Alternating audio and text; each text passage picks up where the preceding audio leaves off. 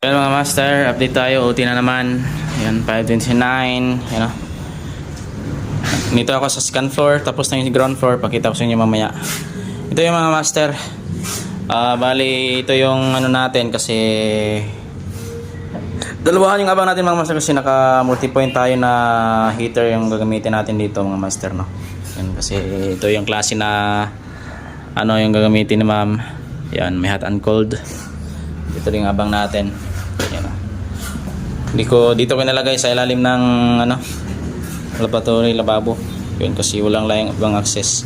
Dito kasi may cabinet na binili si ma'am. So hindi pwede kasi maliit yun, hindi kasya. So dyan ko nilagay. Yan. Tapos may glass dito mga master with lights, tapos outlet. Tapos dito lavatory. Yan, dito si John Mark Boy. Puti na naman John Mark Boy. Laging John Mark Boy ng masa yung ginawa natin. Yan sa ano niya, sa waterline ng sa flash, tapos sa bidet, tapos sa shower mixer, tapos sa gripo. Yan, lavatory sa labas.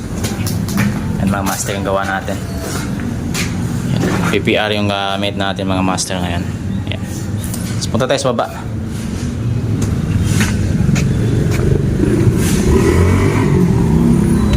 Yan, ito yung gawa natin sa baba mga master. Bubuhusan na. Lagyan natin mga takip. Gawin natin ito mga master. Walang mga ilalagay dito na ano, na mga chichiburitsi. Yan lang siya, simple lang. So yan mga master.